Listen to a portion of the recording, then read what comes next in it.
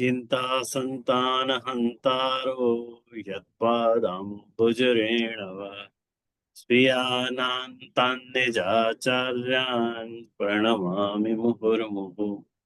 यदनुग्रहतो जन्तुः सर्वदुःखातिगो भवेत् तमहं सर्वदा वन्दे श्रीमद्वल्लभनन्दनम्।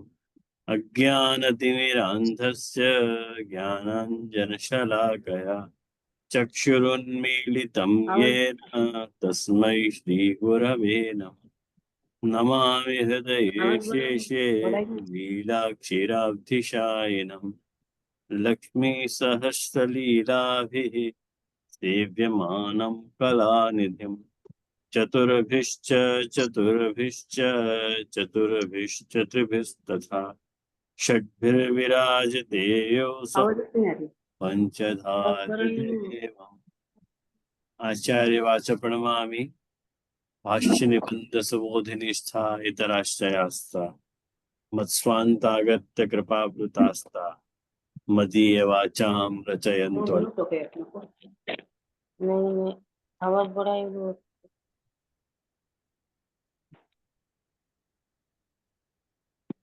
अच्छा आपका बोलो आवाज बड़ा है वो। मेरी आवाज नहीं। हाँ आवाज नहीं है।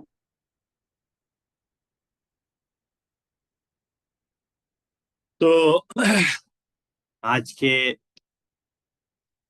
प्रसंग में 19वां भाव अपन देख रहे हैं। कल्याण राय जी की टीका को 19वां भाग अपन देख रहे हैं। पूर्ण लोक वेद सॉरी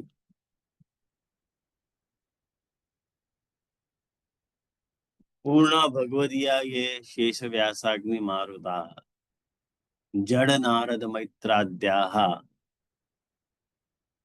ते समुद्रा प्रकीर्तिताः लोक वेद गुणै मिश्र भावे नैके हरे गुणान् वर्णयन्ति समुद्रास्ते क्षाराद्याः षट् प्रकीर्तिता। जड़ नारद मैत्र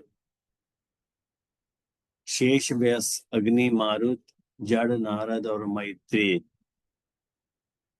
इन 7 भगवदियन को श्री महाप्रभु जी जो है वो इन 7 भगवदियन को महाप्रभु जी जो है वो पूर्ण भगवदीय कह रहे हैं। और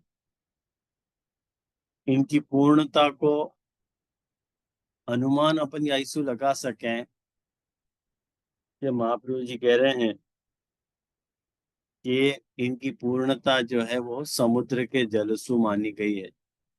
जो समुद्र जल अपने आप में अथाह हुए है, रत्नन को लिए भय हुए है, ऐसे इनके हृदय में भगवत भाव रूपी रत्नन के छिपे होने को भी अपने को अंदेशा हुए है। ये देखें अपन हर जगह ये बात तो अपने को देखने को मिले ही समुद्र में। और आजकल तो समुद्र में कितने ही प्रकार के विचित्र प्राणी मिल रहे हैं। मतलब समुद्र के अंदर एक आखिरी सृष्टि है, आप यूं को तो चले।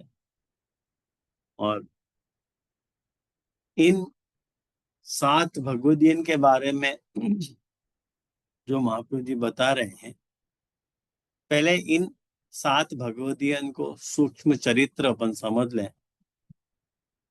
वैसे तो टीकाकार ने समझाया है, पहले अपन उनके भाव को देख लें। ये क्या कह रहे हैं, एकोन विषम भाव माहु 21वां भाव कह रहे हैं पूर्णा भगवदिया इति। ये भगवदिया भक्त्या सेवया पूर्णा भगवदीयत्वेनैव परिसमाप्त सर्वार्था। ये जो पंचम स्कंध को जो वाक्य यहाँ पे कोट कर रहे हैं, वह पंचम स्कंध के वाक्य में यूं कहो जा रहे है कि भगवदीय हो जाने मात्र से जो है परिसमाप्त सर्व अर्था मतलब सर्व पुरुषार्थन को परिसमाप्त हो जाए, अच्छी तरह से समाप्त हो जाए हैं, पूर्णता हो जाए है, तो येषाम आत्मादिकम भगवदर्थम अपेक्षितम न तो आत्माद्यर्थे भगवान सेव्यते ते समुद्रा रत्नाकर तुले। इति अपन ने देखी थी, अपन ने ये बात पिछली बार ये पंक्ति अपन ने देखी है थी। तो तान प्रसिद्धान गणयन्ति शेष व्यासाग्नि मारुता। अब यह लिए मैंने कही कि पहले शेष व्यासाग्नि मारुत को, शेष जी को स्वरूप अपन समझ ले, जो भी आप लोग समझ रहे हो।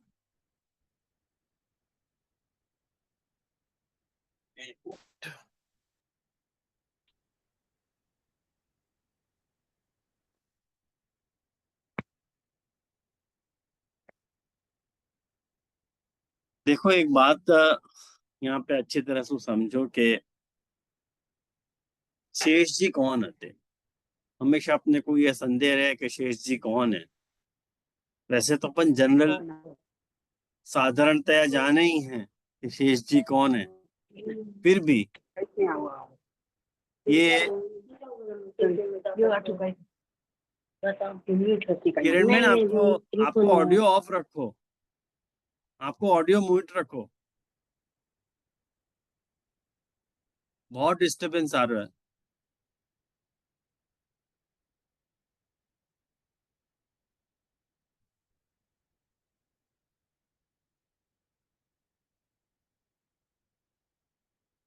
ये कश्यप जी की, मुझे पुस्तक कहाँ गया, वहां में मैंने देखा। ये कश्यप जी के संतान है।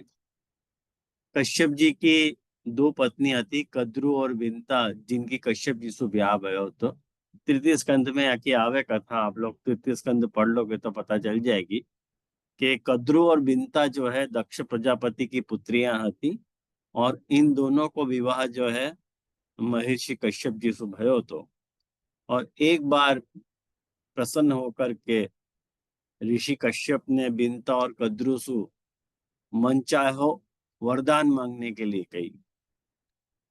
तो कद्रु ने खुद के समान तेजस्वी 1000 नागन को, ये नागी थे, 1000 नागन को पुत्र के रूप में पाने को वर मांगे। और बिंता ने केवल 2 पराक्रमी पुत्रन को वर मांगे। वर प्राप्ति के उपरांत जो है कद्रु ने 1000 नागन को जन्म दिए, और नागन में सबसे श्रेष्ठ ज्येष्ठ जो होते वो शेष जी हैं। तो वो कथा हो गई। वाके बाद जब शेषनाग की जो माता थी कद्रु, और उनके जो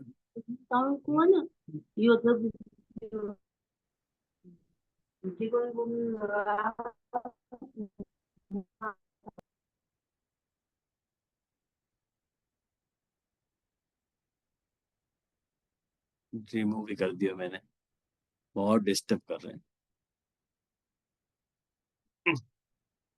जब शेषनाग की माता कद्रु और उनके भाइयन ने बिंता जो थी सरपन की माँ, गरुड़ की माँ, उनके साथ छल करके एक शर्त जीत के उनको अपनो दास बना लिए। और वो शर्त ऐसी थी कि उच्चैश्रवा घोड़ा जो हतो बाकी काली पूंछ लगे करके इन नागन को आके पीछे चिपक जावे को कही। ऐसी ऐसी कथा बताओ है। तो ये जो शेष जी आते उनने रिजेक्ट कर दिया कि भाई मैं तुम लोगों का साथ नहीं दूंगा यहाँ में। और वो लोग शर्त में जीत गए, और उन सारे को उनने अपनो दास बना लिया, बिंता और उनके पुत्रन को। अब यासु ये रुष्ट होके चले गए, और भगवान शेषनाग ने कद्रु को साथ छोड़ दियो और कठोर तपस्या करी, और केवल वायु पी के रहते, और संयम पूर्वक व्रत को पालन करते। और या के कारण का भयो, बद्रिकाश्रम जो तीर्थ है वहां जाके इनने तपस्या करी शेष जी ने। और जब ब्रह्मा जी ने देखा कि शेषनाग जी बहुत घोर तपस्या कर रहे हैं, तो और उनके शरीर को त्वचा, मांस, नाड़ी वगैरह सब सूख गए हैं। देख, ब्रह्मा जी उनके पास आए और बोले, शेष ये तुम क्या कर रहे हो? समस्त प्रजा को कल्याण करो, तुम समस्त प्रजा वर्ग को समाप्त कर रहे हो। तुम्हारे हृदय में जो भी कुछ कामना हो है ना, तुम उसको बोल दो। तो ब्रह्मा जी सु शेष जी को वरदान प्राप्त भयो कि भगवान, मेरे सारे सहोदर भाई जो हैं वो बहुत मंद बुद्धि हैं, या लिए मैं उनके साथ नहीं रहना चाहूं। ये विनता और वाके पुत्रन सु डाह रखें, और आकाश में विचरण हमारे जो दूसरे गरुड़ आदि हैं वो भी हमारे भाई हैं, लेकिन ये नाग जो है उनसे द्वेष रखे हैं। तब ब्रह्मा जी बोले कि तुम्हारी बात सही है, तुम मुझसे अभीष्ट वर मांग लो, तुम्हारे ऊपर मेरा बड़ा प्रेम है। ब्रह्मा जी ने शेष जी से कही। तो शेष जी ने कही कि मेरे लिए अभीष्ट वर है ये होएगा कि मेरी बुद्धि जो है वो सदा धर्म, मन को निग्रह और तपस्या में लगी रहे। ऐसे उनने वरदान ब्रह्मा जी से मांगे हो। तो ब्रह्मा जी बोले कि शेष जी, तुम्हारे या इंद्रिय संयम से मैं बहुत प्रसन्न हूं, और मेरी आज्ञा के लिए, आज्ञा के अनुसार ये कार्य मैं तुमको बता रहा हूँ वो तुमको करो करके। तो फिर वाक्य बात जो है, शेषनाग जो है वो पहले पहले ऐसो हतो, पहले पृथ्वी बनी ना वाक्य, पहले ऐसो हतो कि जो पृथ्वी जो बनी वाक्य बाद हिलती डुलती रहती थी करके। उनने यो कही कि तुम याकू अच्छी तरह से धारण करके या प्रकार स्थित रहो कि ये पूर्णतः अचल हो जाए पृथ्वी करके। आपकी जैसी आज्ञा बोल के शेष जी ने जो है पृथ्वी को या तरह से मैं धारण करूंगा कि ये हिले डुले नहीं, और आप या को मेरे सिर पे रख दो। ऐसे शेष जी ने ब्रह्मा जी से कही। तो ब्रह्मा जी ने कही कि आओ, तुम पृथ्वी के नीचे आ जाओ, और ये स्वयं तुमको वहां जावे के लिए मार्ग दे देगी, और या पृथ्वी को धारण करने से मेरा अत्यंत प्रिय कार्य सिद्ध हो जाएगा। ऐसे कह दियो। और या प्रकार भगवान जो है अनंत, इनको एक नाम अनंत भी पड़े है या के लिए, शेष जी को नाम एक बार अनंत भी पड़े है। तो सारो मन पृथ्वी को धारण करते भाई ये जो है पाताल लोक में निवास करे हैं, और ठाकुर जी के बड़े ही भक्त हैं। और जहाँ ठाकुर जी रहे हैं वहाँ ये रहे हैं। या के लिए इनको महाप्रभु जी शेष जी से प्रारंभ कर रहे हैं भगवदीयन के बारे में। और ये पूरा भागवत पुराण के भी जो है स्कंद 12 के चौथे अध्याय में जो है परीक्षित जो है 4 प्रकार के प्रलय का विवरण देवे हैं। और वहां में भी एक बखत मतलब वहां में ये वर्णन आ रहा है कि जब प्रलय काल आवे तो 100 वर्ष तक जो है वो मेघ जो है पृथ्वी पे वर्षा नहीं कर रहे हैं। 100 वर्ष तक ऐसो काल आवे, जाको प्रलय काल बोले हैं। तो वह वक्त सारो रस ये मैंने पृथ्वी को सोख जाए हैं, वहां में भी ये ठाकुर जी की हेल्प करें। मने पृथ्वी की उत्पत्ति, वाको संरक्षण और वाको प्रलय, तीनों कार्य में ये ठाकुर जी के सहभागी हैं। या के लिए जो है ये ठाकुर जी के अत्यंत प्रिय हैं। या लिए महाप्रभु जी इनको जो है पूर्ण भगवदीय कह रहे हैं। हाल में आयो ना, तीनों कार्य की निष्ठा रखते हैं। ये शेष जी को सूक्ष्म परिचय है जो मैंने आपको बताया। नेक्स्ट, व्यास जी। हाँ बोलो। જે જે वो शेषनाग मतलब वो तामस भी होते नाग को कहवे ने। ये समझो नहीं मैं, एक बार फिर रिपीट करो।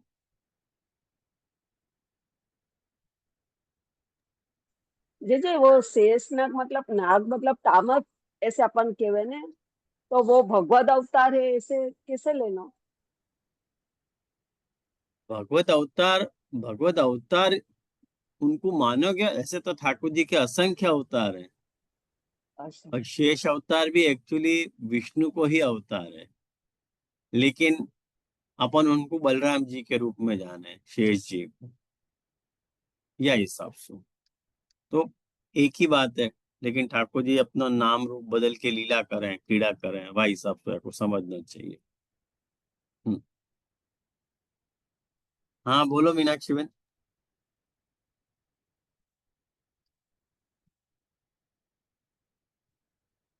जय जय धन्वंत प्रणाम। मैं ये पूछ रही थी कि वो नीति अदिति वाले कश्यप और ये कश्यप दोनों अलग अलग के एक ही है? यही कैसे दीति कश्यप वाला कश्यप। ओ, हम्म। तृतीय स्कंध में आवे, सुन आप पढ़ लीजिए वहां कथा। हाँ बोल गुगुन, क्या कह रही। जय जय दंडवत प्रणाम। जय जय ये हम्म। पूछ रही थी कि शेषनाग जी जो है वही संकर्षण देव भी वही है ना? संकर्षण में वही है, वही उन्हीं का नाम संकर्षण है भी क्या? है। हाँ, 1000 सिर हैं इनके, 1000 सिर हैं इनके, शीशनाग के। हाँ दंडवत हाँ। प्रणाम। बाकी बात देखो, सेकंड व्यास जी को महाप्रभु जी ले रहे हैं, तो व्यास जी में क्या लेनो, भगवान वेद व्यास जो है एक अलौकिक जो है शक्ति संपन्न महापुरुष होते, ये तो अपन जाने ही है। इनको जन्म जो है एक द्वीप के अंदर भयो, तो द्वीप के अंदर मतलब नदी के पास, यानी इनको नाम एक द्वैपायन है, इनको यानी द्वैपायन कहा जाए। और इनको वर्ण श्याम हतो, और इनको यानी इनको एक नाम कृष्ण द्वैपायन भी है, वेद व्यास जी को। वेदन को विस्तार करने के कारण इनको नाम वेद व्यास पड़ो, विस्तार करें, व्यास मतलब विस्तार। और बद्रीवन में निवास करने के कारण इनको नाम एक बादरायण पड़ो। ये सारा एक वेद व्यास जी को सूक्ष्म परिचय आप लोगों को बता रहे हो, बहुत कंफ्यूजन होता रहे अपन को या के लिए। या लिए वेदन के विस्तार के साथ महाभारत, 18 महापुराण और ब्रह्मसूत्र को भी वेद व्यास जी ने प्रणयन किया है। शास्त्रन की ऐसी मान्यता है कि भगवान ने व्यास के रूप में जो है स्वयं अवतार लियो और वेदन को विस्तार कियो। यानी ये व्यास जी की गणना 24 अवतारन में सु एक हुए हैं। और वेद व्यास जी जो है त्रिकालदर्शी हते। और वेद व्यास जी की जन्म कथा एक समय की बात है, वो ऐसी है कि इनके पिता जो हते महान तेजस्वी मुनिवर पराशर जी, पराशर मुनि जी इनके पिता हते। वो तीर्थ यात्रा कर रहे थे, घूमते भय जो है वो यमुना नदी के पावन तट पे आए, और संयोगवश जो है मुनि माने पराशर जी ने वहां पे वेद व्यास जी को माने एक माने सुंदर कन्या को वहां पे इनने देखियो, पराशर जी ने वहां पे, और वाक्य पर आसक्त हो गए। उनने कन्या को हाथ पकड़ लियो।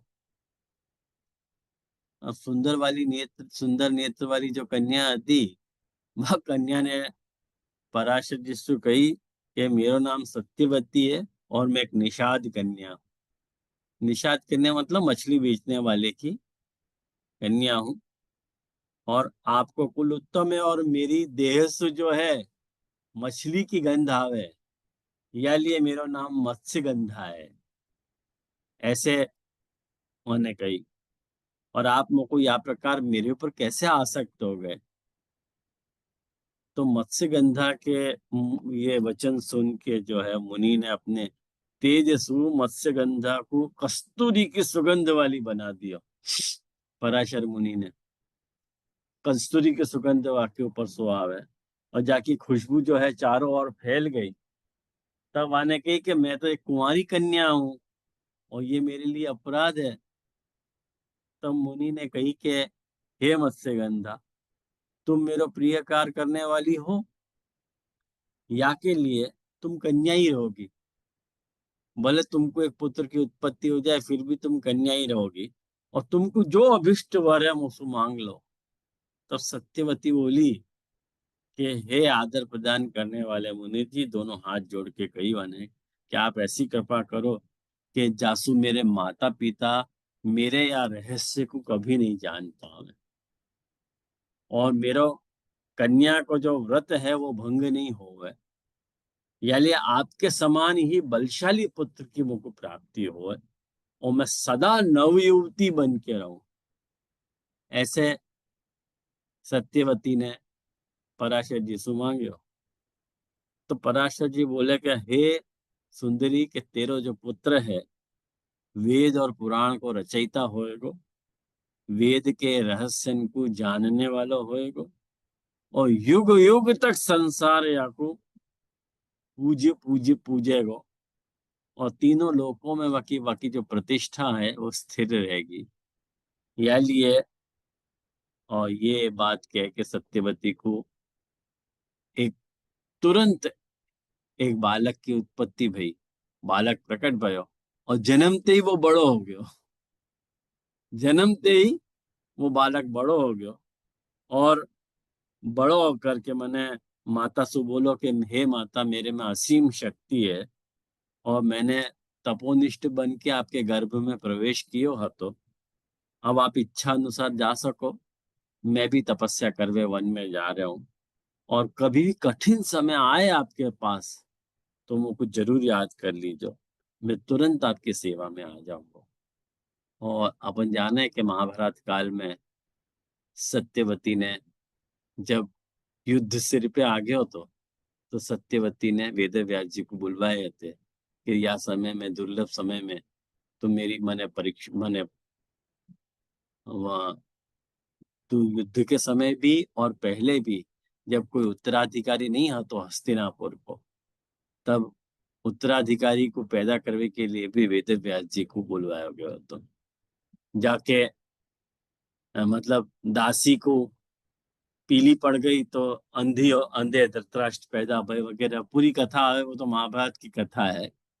तो ये सब पूरा वेद व्यास जी को कनेक्टेड चित्र है, मैंने एक स्टोरी है उनकी। तो ये पूरा व्यास जी की स्टोरी है, ये भी पूर्ण भगवदीय है। उसके बाद नेक्स्ट लेवल पे आवे है अग्नि, शेष व्यासाग्नि मारुत। अग्नि, अग्नि, अग्नि की उत्पत्ति की कथा जो है वो वेद में आवे है। अग्नि के देवता जो है, आग को जो देवता के नाम से अग्नि को पहचानो जाए है, उच्च कोटि को देवता अग्नि को मानो गयो है, और मनुष्य को सारो काम अग्नि पे ही निर्भर है। अग्नि देवता को भगवान इंद्र को जुड़वो भाई मानो जाए, और उन्हीं की तरह शक्तिशाली और बलशाली है अग्निदेव। अग्निदेव के माता पिता के बारे में काफी मतभेद है। कुछ लोग कहें हैं कि पृथ्वी उनके माता पिता हैं, जबकि कुछ में कहें हैं कि कश्यप और अदिति उनके माता पिता हैं। तो मोकू मैं जहां तक समझू हूँ, कश्यप और अदिति उनके ही माता पिता हैं। तो वाकई बात जो है, अग्नि अग्नि जो है वो एक समय या कि स्टोरी ऐसे बतावे कि पार्वती ने शिव जी से पूछो कि हे देव, आप जहाँ अग्निदेव की उपासना कर रहे हो वह देव के बारे में कुछ परिचय तो दो। शिव जी ने उत्तर देना स्वीकार किया। तब पार्वती जी ने ये बात पूछी कि ये अग्नि कौन से महीने, कौन सा पक्ष और कौन सी तिथिवार, नक्षत्र तथा लग्न में उत्पन्न भई है। तो शंकर जी ने, महादेव जी ने सारी डेट बताई है, वेदन की वो मैंने लिख के रखी है। नोट करना तो करो, नहीं करना हो तो कोई बात नहीं। कि आशा यही आषाढ़ महीना को जो कृष्ण पक्ष की आधी रात में मीन लगने की चतुर्दशी तिथि में शनिवार तथा रोहिणी नक्षत्र के ऊपर मुख किए हुए सर्वप्रथम पाताल सु आती भई ये अग्नि प्रकट भई है।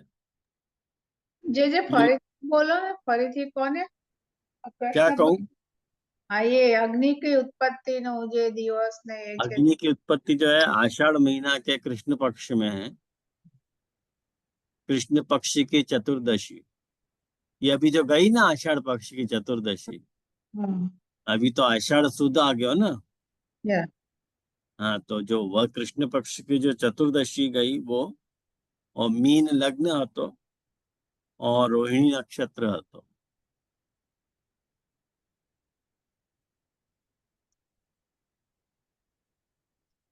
आयो ना हाँ ये? हाँ जय जय जय, ये हमारा तो ये जेठ वद चतुर्दशी होगी ना गुजराती में तो।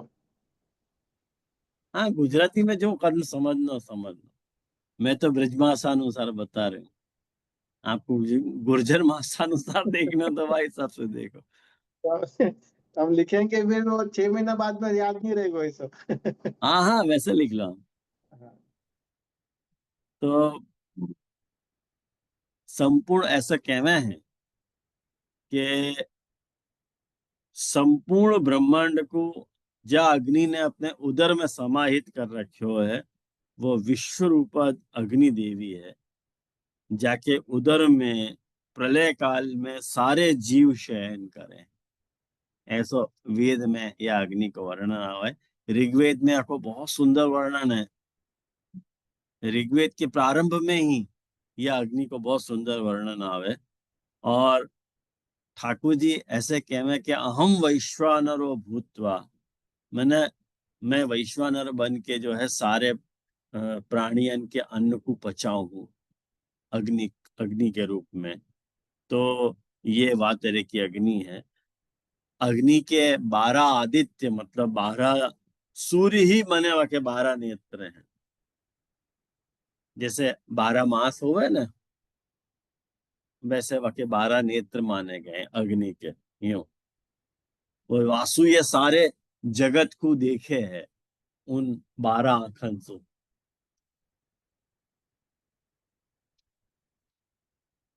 और या कि 7 प्रकार की, एक नहीं 7 जिह्वा है, 7 या की जीव है। वो सारी जीवन को नाम है। काली है, कराली है, मनोजवा है, सुलोहिता है, सुद्रुम वर्णा है, स्फुलिंगिनी है। ऐसे सब या कि जीवन के नाम या मैंने ऋग्वेद में मिले हैं। और या के मैंने 7 या की प्रिय भोजन सामग्री है अग्नि की, मैंने घी, यव, तिल, दही, खीर, श्रीखंड और मिठाई। ये या कि 7 जो है पसंदीदा अग्नि की सामग्री है। जाके ये सारा वो आपको वैदिक प्रकार बता रहे हूँ अग्नि को प्रसंग चलो है यासु, नहीं तो अपन ये सब कहाँ डिटेल समझने वाले हैं। और ये अग्नि पुराणन के अनुसार जो है इनकी अग्निदेव की पत्नी स्वाहा है। याको भी तृतीय स्कंद में बहुत सुंदर वर्णन आवे है। और ये सारे देवतान को मुख कही जाए, मुख यालिए कहो जाए कि जब अपन अग्नि में आहुति दे रहे हैं देवतान को, तो वो अग्नि के द्वारा ही उनको मिले हैं। अग्नि में आहुति मतलब देवतान के मुख में जा रहे है, वह तरह से मतलब है यहाँ पे वो इन्हीं देवतान को पहुंचे है। यह प्रकार जो है सारे चारों वेद में इन अग्निदेव की जो है स्तुति मिले हैं, ऐसा आपको वर्णन आवे है। और या के पुत्रन को भी वर्णन आवे तो अभी यहाँ अनावश्यक हो, सो अभी मैं वो सब अवॉइड कर रहा हूँ। लेकिन जहां तक अग्नि को ताल्लुक है, या के ऊपर जलभेद के ऊपर कल्याण राय जी, पुरुषोत्तम जी, वल्लभ जी और बालकृष्ण लाल जी, इन 4 महानुभावों की टीका है तो एक दो महानुभाव या के ऊपर ऐसा कह रहे हैं कि अग्नि सुख ठाकुर महाप्रभु जी ने अपने आप को भी कहे हो।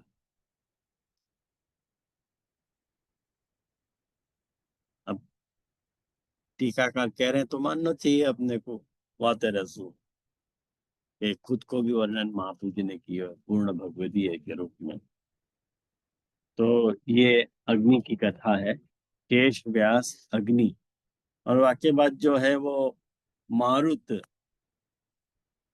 मारुत मतलब जो है वो हनुमान जी, अपन जाने अच्छी तरह से कि हनुमान जो है वानर के जो राजा हैं केसरी, और उनकी पत्नी जो है अंजना। अंजना के जो 6 पुत्र थे, उन 6 पुत्रन में सबसे बड़े जो है ये बड़े पुत्र हैं। और रामायण के अनुसार, जहाँ तक रामायण को उल्लेख है, वो जानकी के माने सीता जी के अत्यधिक प्रिय हते हनुमान जी। और या धरा पे 7 चिरंजीवी हैं, वामे सु एक चिरंजीवी ये हनुमान है। अश्वत्थामा बलिर्व्यासो हनुमानश्च विभीषण कृपाचार्य परशुरामश्च अश्वत्थामा बलिर्व्यासो क्या है, अश्वत्थामा बलिर्व्यासो, दो उनको याद नहीं आ रहा। अश्वत्थामा बलि व्यास हनुमान विभीषण कृपाचार्य और परशुराम, ये 7 चिरंजीवी हैं। वहां में सु ये हनुमान जी जो हैं चिरंजीवी के रूप में इनको नाम है। ये अमर है, तो इनको अमरत्व को वरदान प्राप्त भयो है। और एक श्राप के कारण जो है मैंने इनको अमरत्व प्राप्त भयो है। और इनकी असंख्य कहानी है, या कि कोई मैंने आधी दोपहर को मैं देख रहे हो तो कोई एक ग्रंथ में 85 लाख अमुक हजार वर्ष पहले इनको जन्म भयो ऐसे लिख रहे हो। तो पता नहीं वो क्या कौन से स्टेटिस्टिक्स उन लोगों ने कैलकुलेट किए है, पता नहीं मेरे को। लेकिन इनको बजरंग बली के नाम से भी जानो जाए, वाको कारण ये है कि इनको एक शरीर जो है वो वज्र की तरह है, यानी इनको बजरंग बली भी कहा जाए। पवन पुत्र के रूप में भी इनको जाने जाए, कारण कि वायु के पुत्र हैं। तो मारुत, मरुत को अर्थ हवा हुए है, और मरुत के मारुत ऐसे यूं ख्याल में आओ ना। तो हनुमान जी के जो धर्म पिता जो हते वो वायु हते, और असंख्य मतलब इनमें शक्ति को भंडार हतो। और ये जब छोटे हते तो ऐसे कहना है कि बॉल समझ के सूरज को लेने के लिए भगे थे। सूरज को लेने के लिए बहुत मने ये भगे बॉल समझ के। तो वह सूर्य उदय भय तो सूर्य को फल समझ के बाकी लोग और जावे लगे। तो हनुमान जी अपने बचपन में बहुत नटखट हते, और बहुत साधु संतन को हैरान करते थे। और वो जितनी भी सामग्री वगैरह हते उनके पास, वो सब छीन लेते थे, छीन झपट लेते थे। और इनके नटखट स्वभाव से रुष्ट होकर के साधुओं ने उनको उनकी शक्ति भूल जाने को श्राप दे दियो कि तुम अपनी शक्ति भूल जाओगे। नहीं तो ये उत्पत्ति हो तो क्या अपने को शक्ति याद रहता हो, हैरान करते रहे ना। तो इनको असीमित शक्ति इनके पास है। तो यानी ऐसा माना जाए तो ये रामायण को जब युद्ध भयो, यदि हनुमान शाप रहित होते ना, तो रामायण में राम रावण युद्ध को जो है कुछ दृश्य और ही हो। तो ऐसा रामायणकार बता रहे हैं, कदाचित वो स्वयं ही रावण की संपूर्ण लंका को खत्म कर देते, ऐसा कहे हैं। और बहुत सुंदर सुंदर इनकी मतलब घटनाएं हैं। वो अपन ज्यादातर घटनाएं तो अपन ज्यादा सुपरिचित हैं इनसु। ये शेष व्यास अग्नि मारुद, और वाक्य बाद 5वें जो हैं वो जड़ भरत जी। देखो जड़ भरत जी को प्रकृत नाम जो है वो भरत है। ये पूर्व जन्म में स्वयंभू वंशी ऋषभ देव के पुत्र हते। और ये मैंने इनको अपनी पूर्व जन्म को स्मरण हो रहे, तो पूर्व जन्म को स्मरण हो जाने के कारण इनको मैंने अवधूत वेश में रहते थे। वो पूरी कथा भागवत के पंचम स्कंध में आवे है। तो पंचम स्कंध में आप लोग देखोगे, ये आदि पुराण नामक जो जैन ग्रंथ है, वहां पे इनको जड़ भरत जी को उल्लेख मिला है अवधूत अवस्था को। तो इनको मृग के ऊपर आसक्ति हो गई थी। तो इन अपने जन्म में, अंतिम जन्म में इनके जब प्राण निकल रहे थे, तो मृग को स्मरण होने के कारण इनको मृग की योनि प्राप्त भई दूसरे में। और मैंने और तीसरे जन्म में जो है जड़ भरत के रूप में अवतरित भये थे। अपने पहले जन्म में तो राजा आते हैं ये, और वो मैंने ऋषभ देव के पुत्र के रूप में, और दूसरे जन्म में हिरण आते, और तीसरे जन्म में जड़ भरत जी के रूप में प्रगटे। और जब वक्त ये एकदम फटी फटे फटे भय वस्त्र और मैली कुचेली अवस्था में रहते थे, इनकी अवधूता अवस्था होती थी। मतलब ये नंग धड़ंग ही रहते थे, और कोई इनको पागल कहतो, पत्थर मारतो, कोई को कुछ नहीं कहते। और राजा रहुगण की कथा आवे वहां में, और राजा रहुगण इनको कहते हैं। राजा रहुगण के जो सैनिक थे, मने वो कंधा मने वो डोली उठाने वाले कहार कम आते, उन लोगों ने कही कि देखो याकू अपन उठा लें, याकू अपन बुलवा लें। तो उनने इनको लगवा लियो साथ में। और ये तो अपनी मस्ती में चल रहे थे, तो ऊपर नीचे होने लगी पालकी। तो रहुगण ने ये इनको लड़े होएगो, और वहां में इन्हें राजा रहुगण को ब्रह्मोपदेश कियो, और वहां से सारो इनको स्वरूप सामने आयो। तो ये वो जड़ भरत है, प्राचीन भारत के प्रतापी राजा हते ही वैसा ही मूल में। वो भागवत को पंचम स्कंद या को प्रमाण है। तो वह पंचम स्कंद को जो सप्तम अध्याय है वो आप लोग देख लीजिए, जहाँ मैं जहाँ जड़ भरत की कथा आपको मिलेगी। तो जीवन पर्यंत जो है अपने भगवान की आराधना करते भय अंत में ये मोक्ष को प्राप्त भय हैं। और ये पूरी इनकी जड़ भरत जी की कथा है। तो शेष, व्यास, अग्नि, मारुत, जड़ और नारद। नारद जी की कथा तो मैं समझूं आप लोग जानो ही हो। नारद जी के विषय में मैं आपको क्या बताऊं। तो नारद जी की विशेष कथा तो नहीं बता रहा हूँ आपको, अच्छी तरह से आप लोग परिचित हो। और मैत्रेय ऋषि के बारे में शायद आप जानो कि नहीं जानो, मुझको नहीं पता है, लेकिन बात चल रही है तो बता दे रहा हूँ कि महाभारत कालीन ये एक महान ऋषि हते, और पराशर के शिष्य और वेदव्यास जी के कृपा पात्र हते ये। इनने ही दुर्योधन को श्राप दियो तो। और ये जब युद्ध की ठहर गई थी कौरव और पांडवन के बीच में, और ये जब दुर्योधन को समझाने पहुंचे थे मैत्रेय ऋषि, तो दुर्योधन ने इनको अपमान कर दिया। तो इनकी एक नहीं सुनी थी। तो वासु रुष्ट होके मैत्रेय ऋषि ने इनको श्राप दियो तो दुर्योधन को, कि महाभारत के युद्ध में भीम के गदा युद्ध के दौरान तेरी जंघा को वो तोड़ के तेरी वो लहू पिएंगे। ऐसे इन्हें श्राप दे दियो तो वाकू। और वाके कारण जो है ये कौरव पांडव के बीच में मने पांडवन की विजय में एक कारण मैत्रेय ऋषि भी हते। और इनके जन्म के विषय में भी एक बड़ी इंटरेस्टिंग बात सुनी जाए, वो मैं आपको बताऊं कि एक बार महर्षि व्यास जो होते वो कहीं जा रहे थे, तब उनने देखा कि कीड़ा जो है वो बड़ी तेजी से सड़क पार करने की कोशिश कर रहे हो है। और वाको प्रयास देख के वेद व्यास जी ने पूछो कि वो कौन से कारण से इतनी तेजी से सड़क पार कर रहे हो है। तब वह कीड़ा ने कही कि हे महर्षि, थोड़ी देर में यहाँ से एक बैलगाड़ी आने वाली है, मैं वहाँ की ध्वनि सुन सकूं। ऐसे कही वाने उनने मने पराशर जी ने, अरे मैत्रेय ने। तब अगर मैंने तब तक मैंने सड़क को पार नहीं किया तो निश्चय मृत्यु को प्राप्त हो जाऊंगा। तो महर्षि व्यास ने कहा, अरे मूर्ख, तेरा तो मरना ही उत्तम है।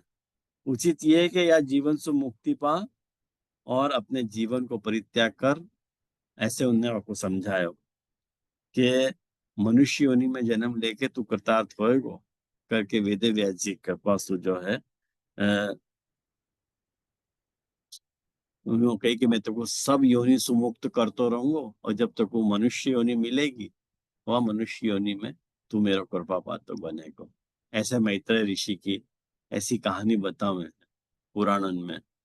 ये कौन सी पुराण में है ये तो मुझको याद नहीं है, तो वहां में आवे ये कथा।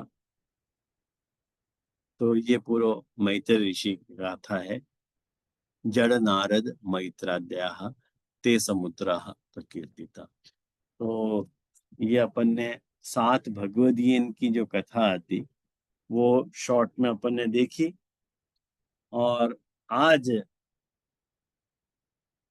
टीका देखें, अगली क्लास में शायद आपको मैं 7 समुद्र के बारे में बताऊं, क्योंकि आज अवसर नहीं है, तब बेकार बता के फायदा क्या है ना।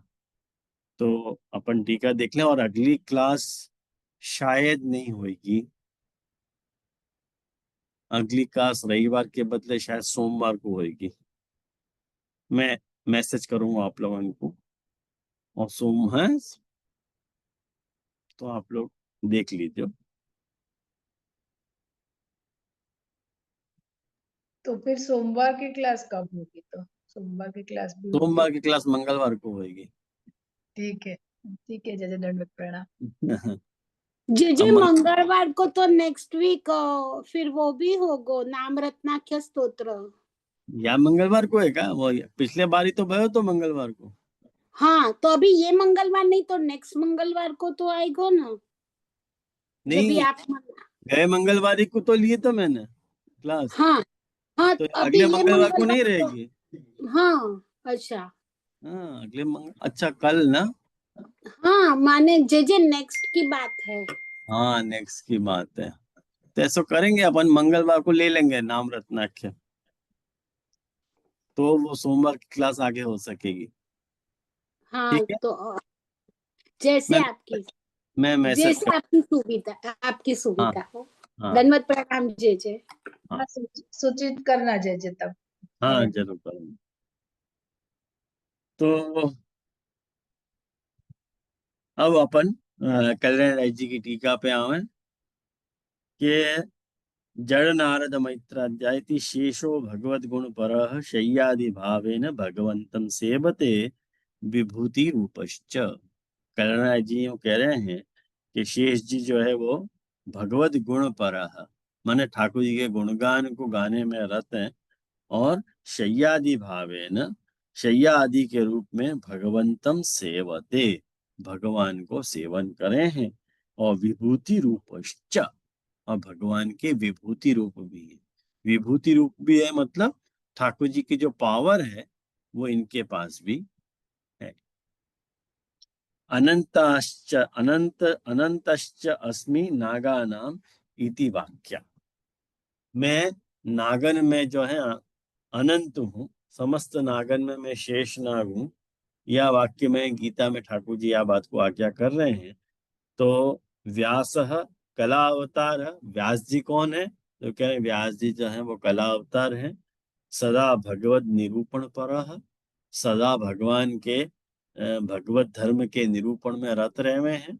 यस्य पूर्ण भगवत धर्म निरूपणे न आत्म प्रसाद के मैंने एक बात समझो, पूर्ण रूप से भगवत धर्म को इनने निरूपण कियो, वाके बाद ही इनको आत्म प्रसाद प्रकट भयो, मतलब भागवत की रचना करी। वो बात यहाँ पे कल्याण राय जी कह रहे हैं। तो अग्नि कौन है? भगवद आस्य रूपा, ठाकुर जी को मुखारविंद रूप है। और स्वयमेव येषाम सर्वांशे सर्वस्व रूप कृष्ण एव। क्या कह रहे हैं कि अग्नि जो है ठाकुर जी को मुख है, और स्वयमेव येषाम सर्वांशे सर्वस्व रूप कृष्ण। मैंने महाप्रभु जी के बारे में इनको मतलब ये महाप्रभु जी को बता रहे हैं कल्याण राय जी ये खुद ही महाप्रभु जी खुद है या रूप में, माने जो जिनके मुख में मुख जो है के रूप में महाप्रभु जी अवतरित भय है। और वाक्य बात जो है, मारुतो हनुमान, मारुत कौन है? हनुमान जी हैं। श्री रघुनाथ तद गुण तत्पर, श्री रघुनाथ जी के गुणन को गाने में तत्पर है। और जड़ कौन है? तो कह रहे हैं जड़ भरत है। यो अंतपूर्ण भावात बहिर्जड़ इव प्रतीयते। ये क्या कह रहे हैं? जो अंतपूर्ण भावात, अंदर सुपूर्ण है, एकदम अंदर सुपूर्ण है, लेकिन जड़ के जैसे व्यवहार कर रहे हैं। और नारद कैसे हैं? सदा पुरुषोत्तम गुणगानैक तान, सदा पुरुषोत्तम के गुणगान में एक तान है नारद जी। और मैत्रो मैत्रेय, मैत्री कौन है? मैत्रेय पराशर शिष्य। मैंने आपको बताई है कि पूरी कथा कि कौन होते? पराशर के शिष्य हते और भगवत धर्म वक्ता हते, भगवत धर्म को कहने वाले हैं। आदि पदार्थ बुद्धो आदय, आदि में कौन को लेना? आदौ उद्धव आदय, माने उद्धव आदि को ले लेने। जो उद्धव जी बहुत बड़े भगवती हैं, एकादश स्कंद में बहुत सारी जगह उद्धव जी की कथा आवे है। और समुद्र दृष्टांतेन यथा चंद्र दर्शनाद अब्धि ही उत्तुंग तरलित तरंगो भवति।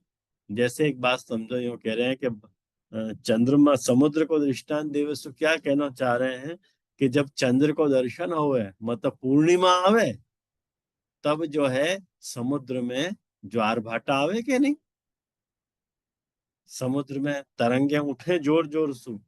ऐसे ही भगवान मुखचंद्र दर्शनाद, भगवान के मुखचंद्र को दर्शन करने के कारण एतेपि, मैंने ये भगवदी भी प्रवर्धमान भावा भवंती, इनके भी भावन में प्रवर्धन हो गए है। इति भाव, ये भाव है। और अयमेव भाव, यही भाव जो है कपिल देव ही उक्त, यही बात कपिल देव जी ने बताई है कि सालोक्य साष्टी सामीप्य सारूप्य एकत्वमपि उत दीयमानम नह गृह्णन्ति विना मत सेवनम जनाः स एव भक्ति योगाख्य आत्यांतिक उदाहरण। बहुत सुंदर बता रहे हैं। यूं कह रहे हैं कि यही बात तो कपिल देव जी ने वर्णन किया तृतीय स्कंद में आवे है। तृतीय स्कंद के 29वें अध्याय में ये कथा आवे है कि ठाकुर जी वहां पे ये कह रहे हैं कि मेरे भक्त को मैं सालोक्य साष्टी सामीप्य सारूप्य और सायुज्य, एकत्व मतलब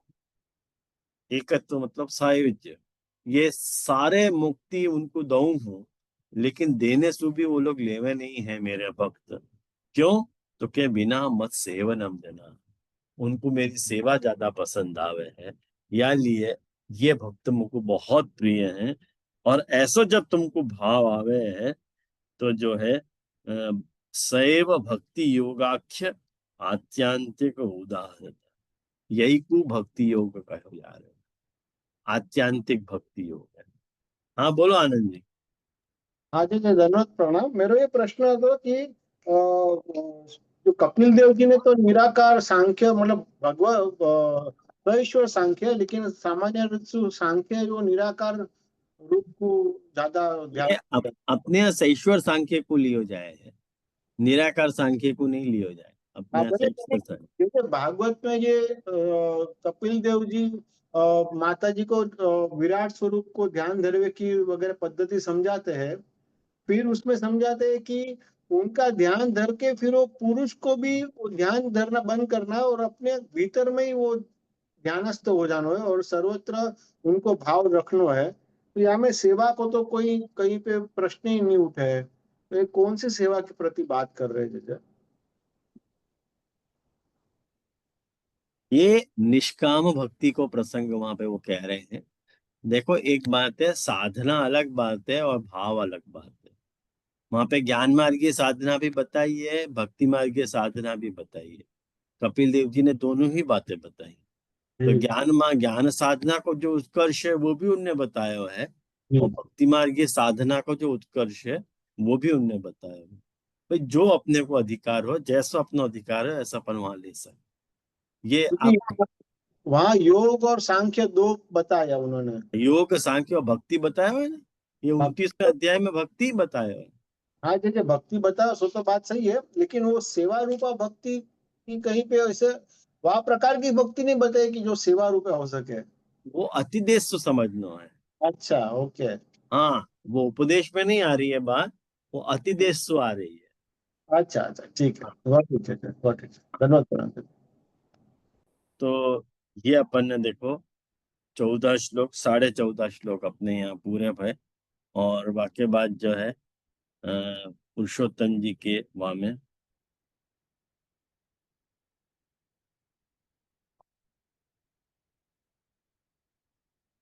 पूर्ण भगवदीया ये, यहाँ पे भी अपन 14.5 श्लोक देख लें तो दोनों एक जैसे हो जाएगा अपने को। तो पूर्ण भगवदीया ये शेष व्यासाग्नि मारुता जड़ नारद मैत्राद्याः ते समुद्राः प्रकीर्तिता। तो पूर्ण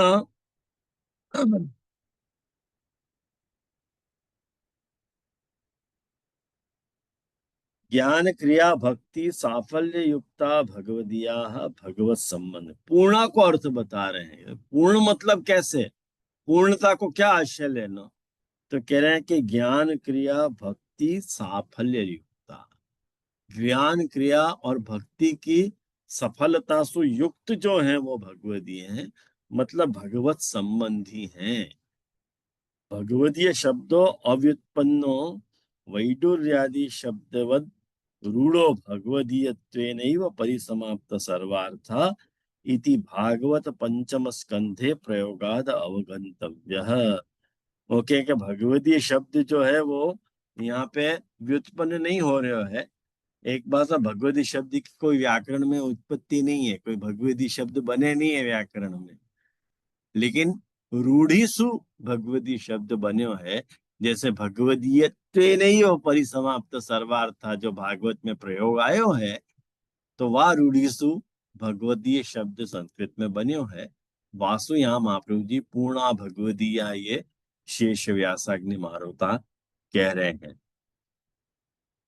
ख्याल में आयो ना। तो यह इति भगवदीया ये, तो ये इति दुर्लभत्वम तेषाम सूच्यते, उनकी दुर्लभता को सूचन यहाँ पे किया जा रहा है कि भाई दुर्लभ है ये। तान गणयंती, उनकी गणना कर रहे हैं शेष इत्यादि शब्दंसु। शेष कौन, तो क्या संकर्षण सनत कुमार उपदेष्टा, सनत कुमार को जिनने उपदेश दियो वो। व्यास कौन, तो क्या भगवान बादरायण। मैंने आपको बादरायण भी बताया, बादरायण कैसे नाम पढ़ो, भगवतो ज्ञानावतार, भगवान के ज्ञानावतार हैं ये। समाधौ, समाधि में भगवत स्वरूपम लीला च, भगवान को स्वरूप भी अनुभव कियो और भगवान की लीला को भी अनुभव करके श्री भागवतम उक्तवान, भागवत कहो। और शुकम च पाठितवान, शुकम को पढ़ाया, सुखदेव जी को इनने पढ़ाया भी वेद व्यास जी ने।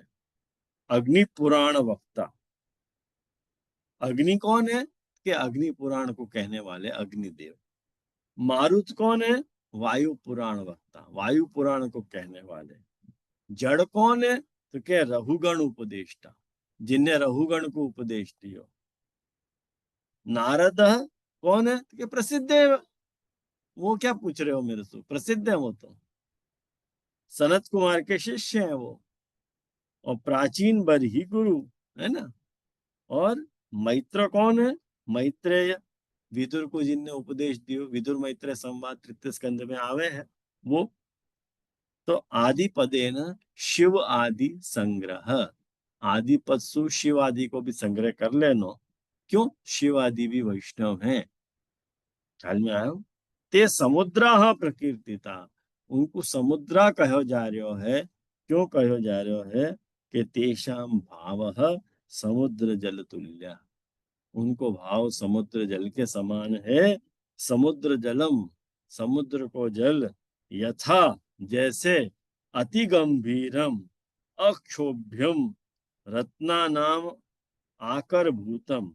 मने रत्नम मने कैसे है कि भगवत जी को ध्यान है कि समुद्र जल कैसे होवे, बहुत ज्यादा गंभीर होवे और विकार इनमें नहीं आवे, ऐसे होवे। ये ख्याल में है ना।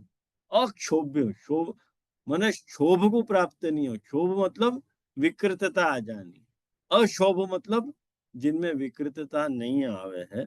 और रत्ना नाम आकर भूतम मने रत्नन की जहाँ पे खान होए है, ऐसे ही तेषाम भावों भी, इनके भाव भी अत्यंत गंभीरो अक्षोभ्यो नानाविध भावाकरश्च। भाई ये नानाविध के भाव रूपी रत्न इनके हृदय में मौजूद हैं। इनके हृदय में भी भाव रूपी रत्न इनके खजानाएं हैं। और तन्निष्ठा गुणापि तथा इति, यानी उनमें वह प्रकार के भगवदात्मक गुण भी विराजे हैं। इति तादृशाम संग, यानी ऐसे लोगन को जो संग है, और सेवा च स्वरूपतः फलतश्च उत्तमा इति सा कार्या। यानी ये इनको जो है ऐसे भगवत इनको संग भी अपन कियो जा सके है, और उनकी सेवा स्वरूप और फलतया दोनों दृष्टि से उत्तम है। यानी ये सा कार्या, उनकी सेवा करनी चाहिए इत्यर्थ, ये अर्थ है। तो अपन ने कल्याण जी की टीका के भी 14.5 श्लोक तक देखियो, और पुरुषोत्तम जी की टीका को भी 14.5 श्लोक तक अपन ने देखियो, और साथ ही साथ सातों भगवदियन के स्वरूप को भी अपन ने सूक्ष्म में समझो। तो यहाँ अपन या को विराम करें आज को क्लास को, तो अगली बार यहाँ से आगे बढ़ेंगे। अब अपने को ज्यादा शायद देर नहीं लगेगी, पूर्व ग्रंथ पूर्णता के कगार पे ही है। ये वो नाग की उत्पत्ति वो तीसरे स्कंद के अध्याय आपको ध्यान में है, कौन से अध्याय में रहेगी? शायद 110 के अंदर ही है। अच्छा, हाँ, पहले स्थूल सृष्टि, सूक्ष्म सृष्टि, शायद 510 में जैसे हो। 10वें स्कंद में है, 10वें स्कंद में वो नागपत्नी की आती है ना, वहां शायद आता है। हाँ, वही मैं कह रहा हूँ ना, 6 तक तो उपोद्घाती है, बाकी बाद है। अच्छा ठीक है, अच्छा भले मैं देख लूंगा, भले धन्यवाद। वो पत्ती की नहीं है, वो शरत जे लगा है जे ना 17वें वो अध्याय में जे 17वें भगवत में गीता है। 17वां 17। अच्छा, 17वें में होगी। हाँ, तृतीय स्कंद में इतना पता है वो एग्जैक्टली। 10वें स्कंद में है, जो दावानल से भगवान बचाते हैं, वो हाँ गरुड़ जी की माता विनीता और हाँ, सर्पों की माता कंदरू। बराबर है। हाँ, वो तो उसमें स्टोरी है। जी आश्रय को पद करें अपन। जी जी दंडो। दृढ़ चरणन के रो भरोसो, दृढ़ चरणन के श्रीवल्लभ नख चंद्र छटा बिन, सब जग माज अंधेरो भरोसो, दृढ़ चरणन के साधन और नहीं आकले में, जासो हो निबेर, सूर कहाँ कहे दिव्य अंधरो, बिना मोल को चेरो भरोसो, दृढ़ चरणन के। दंडवत प्रणाम बाबा। जी जी। हाँ। दंडवत प्रणाम।